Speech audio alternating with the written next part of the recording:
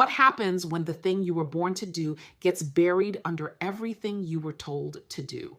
Most people spend decades chasing degrees, paychecks, and someone else's definition of a good life, only to feel that quiet pull towards something they've been carrying all along. Writing isn't just a skill. For some people, it's the thread that runs through every version of themselves, even the ones they tried to leave behind.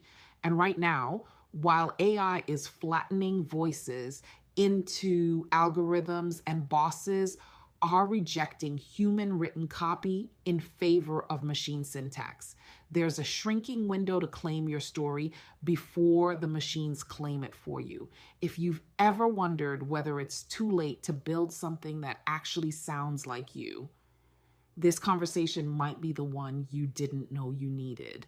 Everyone, and welcome to another episode of Impactrs Out Loud with your host, Tracy V. Allen. Today we have with us Renee, the writer and visionary, and she's going to talk to us about how writing can help you to, express yourself, tell your story, show up in the world the way you want to show up. And writing does help to heal, right? It heals you and it heals other people who read your story. So Renee, welcome to Impactors Out Loud. Why don't you start with telling us what your cause tale is?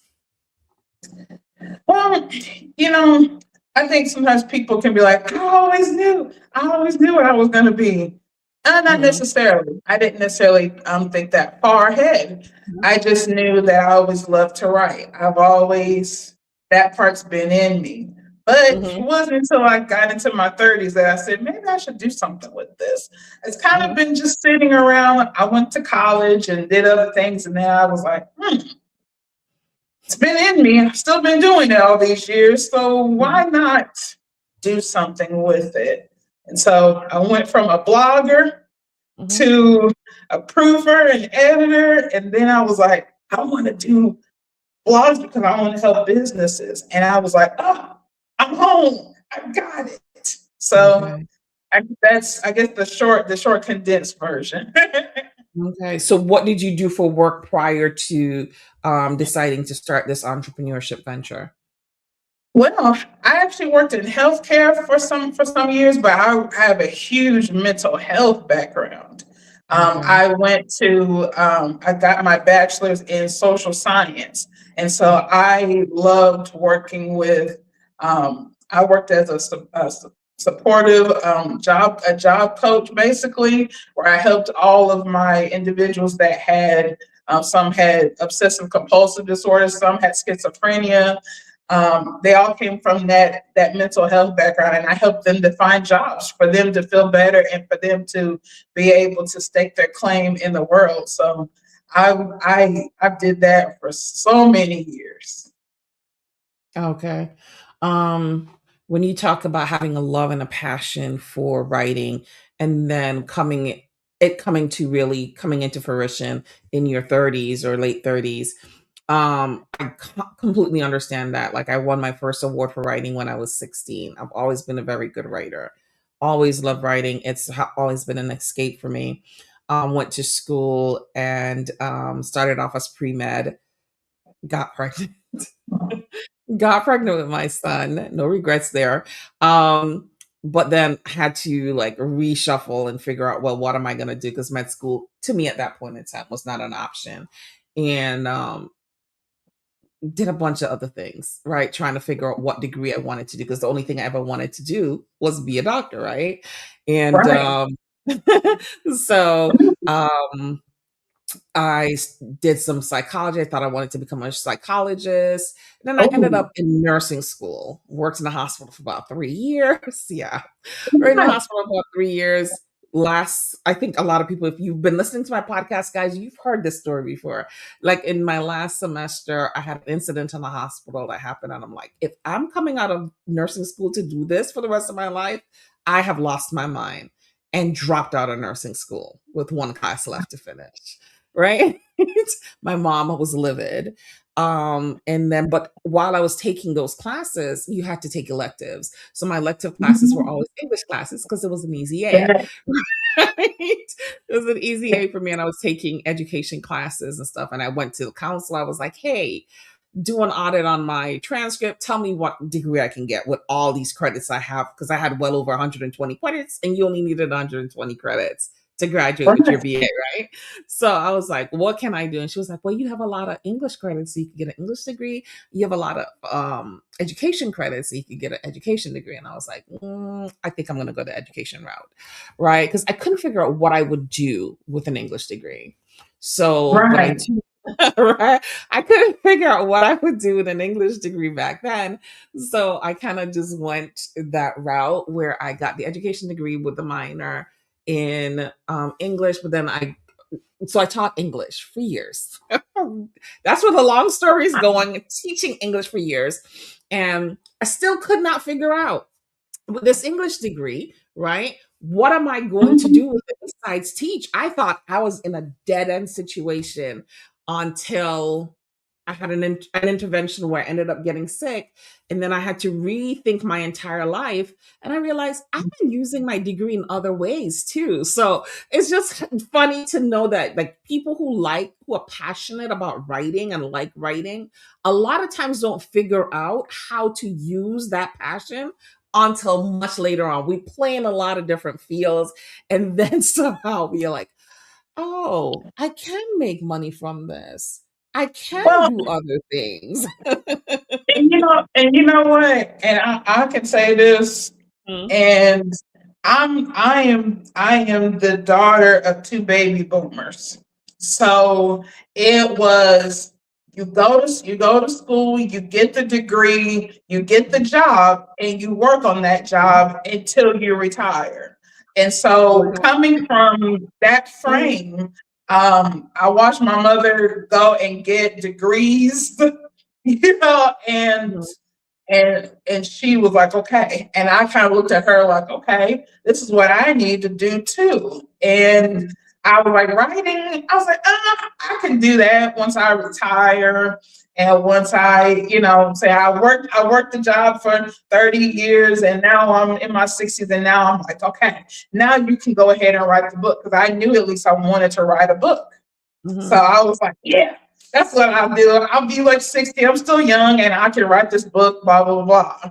Mhm. And just kind of, because I love, as much as I love writing, and I love psychology. I love those kind of jobs because Mhm.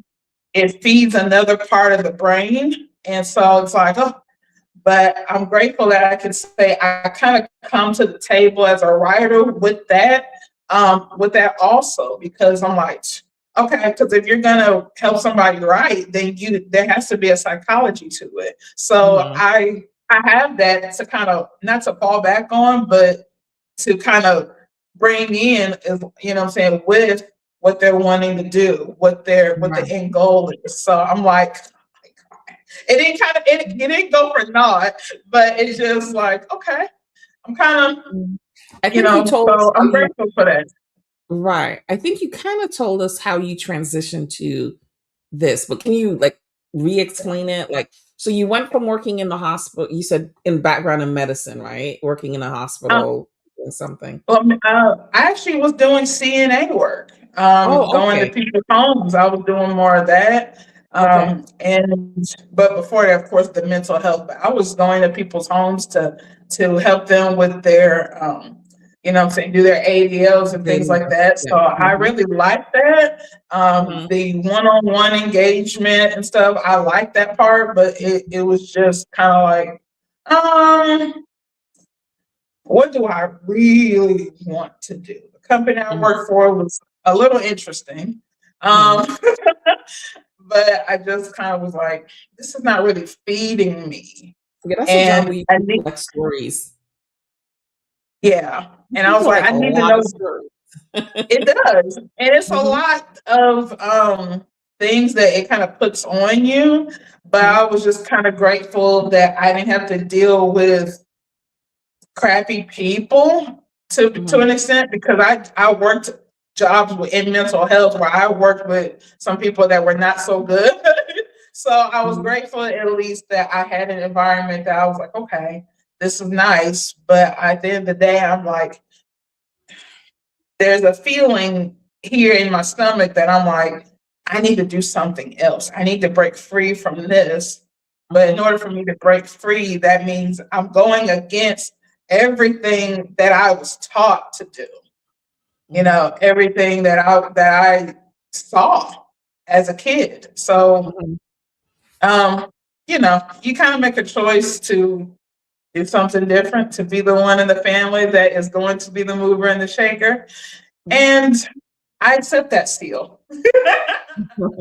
So you just woke up one day and decided, hey, I want to chase my passions? Like, how did that happen? The mentor that I had, he was like there's something that you're supposed to be doing that you're not doing. And he was talking to us as a collective, and I was like, ooh, okay, I got hit. I was like, I didn't anticipate being in here and getting hit like this. Mhm. And it took me a couple of years. I tried to talk to my husband and be like, I want to do the writing business. I still had the writing business at the time, but I Mhm. was doing it mostly on the side because I was working a full-time job. So Um, I eventually said, as the aide, so eventually I said, I want to do this. I want to do it full time. mhm. And he was like, okay, well, he was like, I'll take care of us. We'll be good. And you go ahead. And I was like, okay. Mhm. And I did it. I quit the job. I put in my notice. I gave him like a month's notice. Mhm. And I did it. I quit. And then Okay. what happens, Tracy? Mhm. The whole ceiling caved in on me. Oh, wow. Wow. my my husband was in and out the hospital, Mhm. battling so many different things going on in his body. And I was like, oh gosh, I don't have my paycheck for this anymore. So Mhm. we're depending on what's. And I'm like, boy, this ain't enough. And I'm like, Lord, did I just mess us up? And I'm like, God, Right. screwed us. But I didn't. Mhm. Um, we were actually more okay than anything. I just let my anxiety tell me like, oh, you messed up, Renee. Right. This business is gonna fail. You're gonna fail. I'm not gonna fail. Mhm. Mhm. Um, and I haven't. Have I hit my Okay. head with some things? Absolutely. Am I still learning things? Absolutely. Mhm. But I'm not failing. I actually had to get myself together to be like, okay, Mhm. okay, you're gonna be fine. Stop having your Mhm. little Angela Bassett moment where you feel like you want to burn something down. Mhm. But it's gonna be fine. So yeah. And so what was your breakthrough moment within the business and starting this journey to full-time entrepreneurship using writing as a tool? Was I had to My breakthrough moment actually was deciding what lane I was going to dominate in. That was a Mhm. huge because I was sitting in I did a visibility challenge actually about a year ago. And the woman that was in charge of it was like, well, Renee, because at the time I was like, okay, I'm gonna ghostwrite books, and then I'm gonna do the blog writing too. And she said, well, Renee, you got to pick a lane to dominate, so you can really hit strong in this. And so I was like, okay. And I was like, I love books. I love ghostwriting books, but I was like, but I want to help businesses. I want to Mhm. help because businesses are also a legacy. So I was Mhm. like, that's it. That's it. And from Mhm. then on, I learned to dominate that field of being an SEO blog writer, of just being like, okay, that was probably one of the true breakout moments because I really realized where I needed to hone in at. and know that my audience isn't everybody. Right. If you would have asked me that, who's your business for? And if you would have asked me that 2 years ago, I would have been like, it's for everybody. It's not for Right. everybody. It's Mhm. for a specific amount of people. I mean, a specific group. And I can Mhm. say that today, I'm like, I need to help my coaches. I need to help my therapists because Mhm. I guess there's that love of mental health that keeps creeping back in where I'm like, ha ha, because you're So is that underserved. mainly who you work with, therapists and mental health professionals? Yeah, coaches and therapists. Mhm. I also do a little bit with authors that if authors are needing, but I do a little bit with that because I do some editing work through the Okay. publishing house. So I do Mhm. some SEO with authors as well, but those two are the main hubs, I guess you could say. So tell me how you go about helping them, and how does that tie back into your previous profession? Because it does tie back in. It does. Yeah. I truly believe that when you're working mental health in any kind of aspect, and even coaches that are not working that mental health, they're Mhm. underserved in so many ways.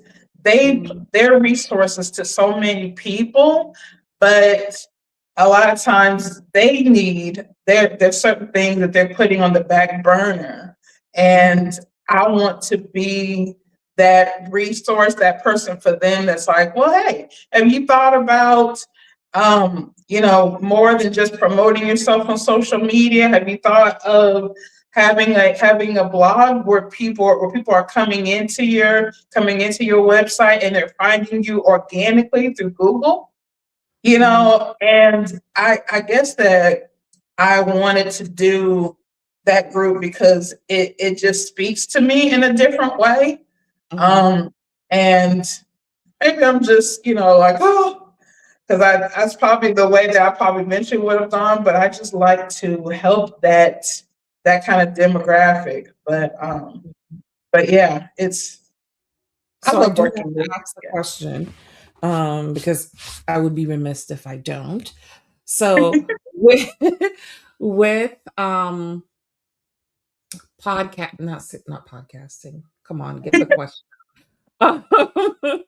With AI, large language models Mhm. becoming such a huge um part of our society right now, how has that affected your business? I cannot say that it necessarily has. Mhm.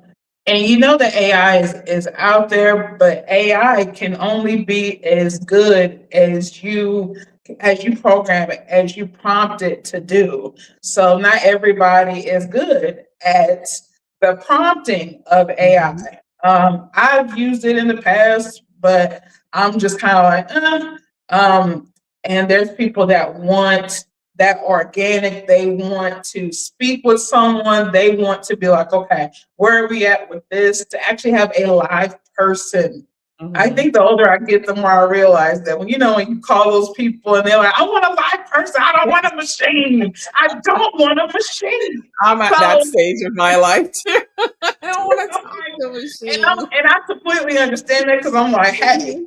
Yeah. you can talk to me and I'll give you the status of where we are and I know what your big picture is. Mhm. I Mhm. think that's the difference, but of course, people are still Well, going to I just use have to it. ask because a Um, lot of people, sorry, I had to ask the question because, I do a lot with AI, but I'm also a writer because I write grants, right, and stuff like that. And I'm a consultant. And one of the things that I tell people is, yes, you can take the grant to AI and plug it in and have it, but it's not a human being. It doesn't know the nuances of your organization that's going to be able to get you to look different from everybody else, right? So to me, yes, AI, the large language models are good for certain things. You want something quick, fast, in a hurry, you go ahead and do that. But if you're looking for depth and you're looking for something that's really robust, you still need a human touch.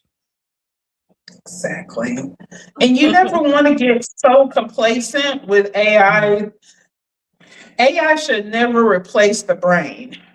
No, And it's an people assistant. may be like, "Oh, cancel her for that," but it's the truth. We all were given a brain. Yep. There are certain things that you can do with your grant writing that AI Mhm. cannot even touch because Mhm. there's a certain amount of research, there's a certain amount of skill that goes into what you're doing. And so Mhm. the same for me. There is a certain amount of okay, I'm seeing some trends here. Okay, this is what you're telling me, this is what your people are continuing to ask you. I know how to fill in those gaps Mhm. because I'm Because like, you would okay, have to I'm be able to looking. tell it. Yeah, you would have to be able to tell AI every little nuanced thing that that person told you about themselves, their business, where they want to go, for AI to really grasp on. Almost like recording the conversation and then playing it back for AI for it to really and truly get everything that is necessary to create the best piece of writing for that person. Exactly. And it's going to still miss things Mhm. because it is not fail proof. It is not. No. Now, even as people, we are, saying we are not fail proof as well. But however, we can make sure that the research has been done and we can be like, okay, all right, okay, I have a handle on this. I also Mhm. talked to the owner, and this is where they're wanting to go over here. This is the amount of clients that they want to be attracted to their website because this is where their appeal is at right now. And I could Mhm. be like, okay, all right, I need to map out the questions. I need to map out your graphics. It's not just people think Mhm. SEO is just, oh, put in a couple keywords. That's not it.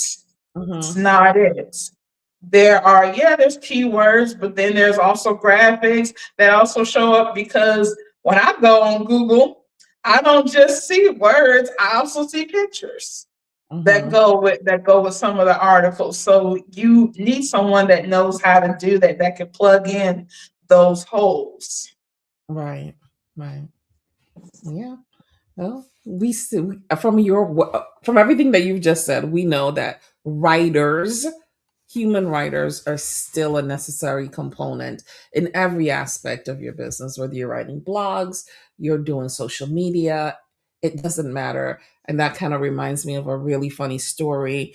I run a staffing agency, Oh, and one of my yeah one of my employees was telling me that one of her friends, another friend who works at another staffing agency for a marketing company, they've been instructed to use chat gpt to do all of their marketing stuff, right?